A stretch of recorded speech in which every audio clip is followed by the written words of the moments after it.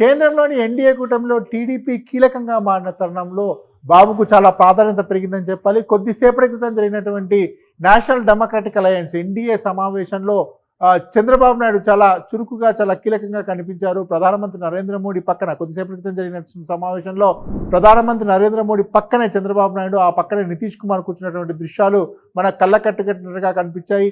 అంటే మొత్తంగా కూటమి సాధించినటువంటి సీట్లు, ఆంధ్రప్రదేశ్ రాష్ట్రంలో కూటమి సాధించినటువంటి సీట్లు, అంతేకాకుండా ప్రత్యేకించి 16 సీట్లతో తెలుగుదేశం పార్టీ కీలకంగా మారినటువంటి నేపథ్యంలో అక్కడ ఆంధ్రప్రదేశ్ రాష్ట్రానికి చాలా ప్రాధాన్యత పెరిగిందనే చెప్పాలి. ఎందుకంటే ఇటు నితీష్ కుమార్ కానీ, చంద్రబాబు నాయుడు కానీ ఉంటే తప్ప ఎన్డీఏ ప్రభుత్వం ఏర్పాటు చేయనటువంటి సిచ్యువేషన్ ఏర్పడింది. ఇటువంటి పరిస్థితుల్లో రానున్న రోజుల్లో ఎటువంటి భవిష్యత్ కార్యాచరణతో ముందుకెళ్లాలనే అంశంపైన ప్రత్యేకంగా ఈ ఎన్డీఏ సమావేశం కూలంకషంగా చర్చించింది. దీంట్లో ప్రధానంగా కాసేపట్లో మరి కాసేపట్లో రాష్ట్రపతిని కలిసి ప్రభుత్వ ఏర్పాటుకు అవసరమైనటువంటి పూర్తిస్థాయి మెజార్టీ ఎన్డీఏ కూటమికి ఉంది కాబట్టి మమ్మల్ని ప్రభుత్వ ఏర్పాటుకు ఆహ్వానించండి అని చెప్పి మోడీ నేతృత్వంలో, మోడీ నాయకత్వంలో అందరూ కలిసి వెళ్ళి, భాగస్వామ్య పక్షాలన్నీ కూడా వెళ్ళి రాష్ట్రపతిని కలిసేటువంటి అవకాశాలు స్పష్టంగా కనపడుతున్నాయి. అయితే ఇప్పటివరకు ఉన్నటువంటి సమాచారం మేరకు ఈ నెల 9వ తేదీన, ఈ నెల 7వ తేదీన మోడీ ప్రమాణ స్వీకారం చేస్తారు అని చెప్పి ప్రాథమికంగా అందుతున్నటువంటి సమాచారం. అయితే కూటమిలో చంద్రబాబు నాయుడు, ప్రత్యేకించి ఆంధ్రప్రదేశ్ రాష్ట్రం కీలకంగా మారినటువంటి నేపథ్యంలో అవసరమైనటువంటి పూర్తిస్థాయి డిమాండ్, అవసరమైనటువంటి అన్ని డిమాండ్లను కూడా నెరవేర్చుకొని కూటమిలో భాగస్వామ్య పక్షంగా ఉండాలని చెప్పి టీడీపీ నిర్ణయించుకున్నట్టుగా తెలుస్తోంది. దీంట్లో భాగంగానే ప్రత్యేకించి ఆంధ్రప్రదేశ్ రాష్ట్రానికి ప్రత్యేక హోదా మొదటి నుంచి రాష్ట్ర విభజన తర్వాత 10 ఏళ్లుగా అలుగుతున్నటువంటి అంశంగా దీన్ని చెప్పుకోవచ్చు. రాష్ట్ర విభజన తర్వాత అప్పట్లో అధికారంలో ఉన్నటువంటి కాంగ్రెస్ ప్రభుత్వం ఆంధ్రప్రదేశ్కు ప్రత్యేక హోదా ఇస్తామని చెప్పి మోసగించింది అని చెప్పి మొదటి నుంచి ఆరోపణలు వస్తున్నటువంటి నేపథ్యంలో ఈసారి ఎట్టి పరిస్థితుల్లో కీలకంగా ఉన్నారు తెలుగుదేశం పార్టీ. కాబట్టి ఎట్టి పరిస్థితుల్లో దాన్ని సాధించుకోవాలంటే ఒక కృతనిశ్చయంతో చంద్రబాబు నాయుడు ఉన్నట్టుగా కనపడుతోంది. దీంట్లో భాగంగా ఎట్టి పరిస్థితుల్లో ఆంధ్రప్రదేశ్ రాష్ట్రానికి ప్రత్యేక హోదా ఇవ్వడంతో పాటు పోలవరంకి ప్రత్యేక హోదా, అంటే ఒకవేళ ప్రత్యేక హోదా గతంలో అది కాన్స్టిట్యూషనల్గా అది సాధ్యం కాదు, దానికి టెక్నికాలిటీస్ చాలా ఉన్నాయని చెప్పి రకరకాలైనటువంటి మీనమేషాలు లెక్కించినటువంటి తరుణంలో ప్రత్యేక హోదా లేదంటే ప్రత్యేక హోదాకు సమానమైనటువంటి పూర్తి స్థాయి నిధులు ఇవ్వాలి అనేటువంటి ఒక ప్రత్యేకమైనటువంటి డిమాండ్ను చంద్రబాబు నాయుడు ఎన్డీఏ భాగస్వామ్య పక్షాల ముందు, ప్రత్యేకించి ప్రధానమంత్రి నరేంద్ర మోడీ ముందు పెట్టినట్టుగా సమాచారం అంతా ఉంది. అంతేకాకుండా పోలవరం నిర్మాణం చాలా కాలంగా తాత్సారం జరుగుతోంది. ఆయన అధికారంలో ఉన్నటువంటి సమయంలో పోలవరాన్ని కేంద్ర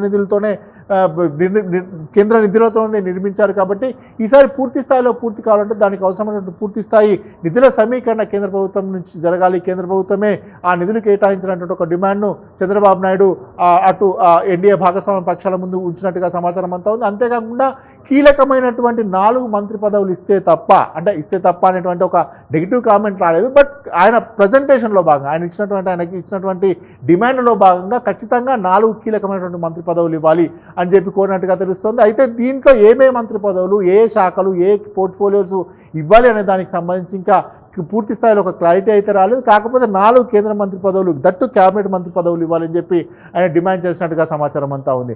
అంతేకాకుండా స్పీకర్ పదవి, గతంలో జీఎంసీ బాలయోగి, అంటే అప్పట్లో చంద్రబాబు నాయుడు కేంద్ర ప్రభుత్వంలో కీలకంగా ఉండి చక్రం తిప్పినటువంటి సమయంలో జీఎంసీ బాలయోగిని, అక్కడ తెలుగు ఎంపీ అయినటువంటి జీఎంసీ బాలయోగిని ఒక లోక్సభ స్పీకర్గా నియమించినటువంటి సందర్భం మనం చూసాం. ఈసారి కూడా ఖచ్చితంగా స్పీకర్ పదవి తమకు కావాలని చెప్పి ఒక డిమాండ్ ఉంచినట్టుగా తెలుస్తుంది. ఇటువంటి పరిస్థితుల్లో కేంద్రంలో మొత్తం దేశంలోనే తెలుగు రాష్ట్రమైనటువంటి ఆంధ్రప్రదేశ్ చాలా కీలకంగా మారినట్టుగా కనపడతా ఉంది. అంతేకాకుండా ప్రత్యేకించి తెలుగుదేశం పార్టీ అధినేత చంద్రబాబు నాయుడు చాలా కీలకంగా మారినట్టుగా కనిపిస్తూ ఉంది. అయితే నిన్న జరిగినటువంటి ఎన్నికల ఫలితాల అనంతరం జరిగినటువంటి మీడియా సమావేశంలో రాహుల్ గాంధీ ఒక ప్రకటన చేశారు. మీ పాత భాగస్వామ్య పక్షాలను మీరు తిరిగి ఆహ్వానిస్తారనేటువంటి ప్రశ్నకి ఇవాళ సాయంత్రం జరిగేటువంటి, అంటే రేపు జరిగేటువంటి అని చెప్పారు, అంటే ఇవాళ సాయంత్రం జరిగేటువంటి ఇండియా కూటమి సమావేశం అనంతరం తాము నిర్ణయం వెల్లడిస్తామని చెప్పారు.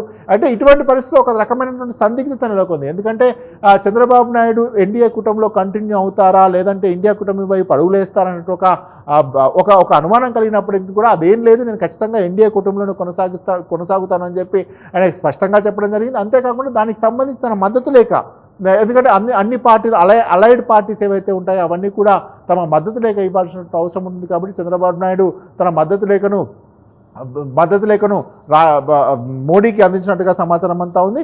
ఇటువంటి పరిస్థితుల్లో చాలా కీలకంగా ఉన్నటువంటి తెలుగుదేశం పార్టీ ఖచ్చితంగా తమకు ఉన్నటువంటి డిమాండ్స్ ఏవైతే ఉంటాయో రాష్ట్రాభివృద్ధికి, ప్రత్యేకించి మొదటి నుంచే చెప్తూ వస్తూ ఉన్నారు, రాష్ట్రాభివృద్ధికి అవసరమైనటువంటి పూర్తి స్థాయి సహాయ సహకారాలు కేంద్ర ప్రభుత్వం నుంచి అందేలా తను చర్యలు తీసుకునేటువంటి అవకాశం అయితే స్పష్టంగా కనిపిస్తోంది. అంతేకాకుండా మరో భాగస్వామ్యపక్షమైనటువంటి జనసేన పార్టీ కూడా దీంట్లో కీలకంగా మారింది. 2 స్థానాలు అయినప్పటికీ కూడా ఒక మిత్రధర్మం అంటూ ఉంటుంది కాబట్టి ఆ పార్టీకి కూడా ఒక క్యాబినెట్ పోస్ట్ ఇచ్చేటువంటి, క్యాబినెట్ లేదా సహాయ మంత్రి ఇచ్చేటువంటి, లేదంటే ఇండిపెండెంట్ స్టేటస్ కలిగినటువంటి ఒక కేంద్ర మంత్రి పదవి ఇచ్చేటువంటి అవకాశం కూడా ఉన్నట్టుగా తెలుస్తోంది. ఏదేమైనప్పటికీ కూడా తెలుగు రాష్ట్రాలకు సంబంధించి ఆంధ్రప్రదేశ్ రాష్ట్రం కేంద్రంలో చాలా కీలకంగా మారింది. ఇటువంటి తరుణంలో ఆంధ్రప్రదేశ్ రాష్ట్రం అంటే విభజన తర్వాత జరిగినటువంటి పరిణామాలు ఏవైతే ఉంటాయో, విభజన చట్టంలోనే ఆంధ్రప్రదేశ్ రాష్ట్రానికి ఒక అన్యాయం జరిగింది అని చెప్పి అనుకుంటున్నటువంటి తరుణంలో అవసరమైనటువంటి అన్ని విభజన చట్టంలో ఉన్నటువంటి హామీలు నెరవేర్చుకోవడం కోసం, ఎందుకంటే ఈసారి ఆంధ్రప్రదేశ్ రాష్ట్రం భాగస్వామ్యం అయితే తప్ప కేంద్ర ప్రభుత్వం ఏర్పాటు కానటువంటి పరిస్థితి ఏర్పడింది కాబట్టి, అటువంటి కంపల్షన్ వచ్చింది కాబట్టి ఖచ్చితంగా పూర్తి స్థాయిలో అవసరమైనటువంటి అన్ని డిమాండ్లను అన్నింటికి సంబంధించినటువంటి ఒక క్లియర్ కట్గా ఒక కాంక్రీట్గా ఒక హామీ లభిస్తే తప్ప లభించేటువంటి అవకాశం కనిపిస్తూ ఉంది. ఆ దిశగా చంద్రబాబు నాయుడు కూడా అడుగులు వేసేటువంటి అవకాశం స్పష్టంగా కనిపిస్తోంది. ఇక రాష్ట్రంలో కూడా చాలా సందడి వాతావరణం నెలకొంది. ఆంధ్రప్రదేశ్ రాష్ట్రంలో ప్రత్యేకించి తెలుగుదేశం పార్టీ శ్రేణుల్లో కొత్త ఉత్సాహం నెలకొంది. ఎవరెవరికి మంత్రి పదవులు వస్తాయి, ఎప్పుడు ప్రమాణ స్వీకారం జరుగుతుంది అనేటువంటి దానిపైన ఒక పూర్తి అనేటువంటి అంశంపైన ఒక ఉత్సాహమైనటువంటి వాతావరణం ఆంధ్రప్రదేశ్ రాష్ట్రంలో నెలకొందని చెప్పొచ్చు. ఈ నెల 9వ తేదీన చంద్రబాబు నాయుడు ప్రమాణ స్వీకారం చేస్తారు. దట్టు అమరావతిలో ప్రమాణ స్వీకారం చేస్తారని చెప్పి తెలుస్తూ ఉంది. అయితే మంత్రి పదవులకు సంబంధించి మంత్రివర్గం కూర్పు ఏ రకంగా ఉంటుంది, మంత్రివర్గంలో సామాజిక వర్గాల వారీగా సమీకరణాలు చేయాల్సి ఉంటుంది కాబట్టి ఎవరెవరికి ఈ మంత్రి మండలిలో బర్తులు కన్ఫామ్ అవుతాయనే దానిపైన ఒక మంచి పొలిటికల్ సర్కిల్స్లో మాత్రం ఒక ఆసక్తికరమైనటువంటి చర్చ జరుగుతుంది.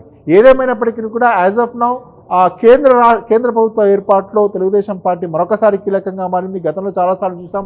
నేషనల్ ఫ్రంట్ ఏర్పాటైన సమయంలో తెలుగుదేశం పార్టీ తరఫున ఎన్టీ రామారావు అప్పట్లో కీలకంగా మారారు. ఆ తర్వాత ఏర్పడినట్టు ఫ్రంట్లో కూడా చంద్రబాబు నాయుడు కీలకంగా మారారు. ఇప్పుడు ఎన్డీఏ ప్రభుత్వంలో, ఎన్డీఏ అలయన్స్లో కూడా, ఎన్డీఏ కూటమిలో కూడా చంద్రబాబు నాయుడు కీలకంగా మారడం అనేటువంటిది తెలుగు ప్రజలకు ఒక గొప్ప అవకాశంగా మనం చెప్పుకోవచ్చు.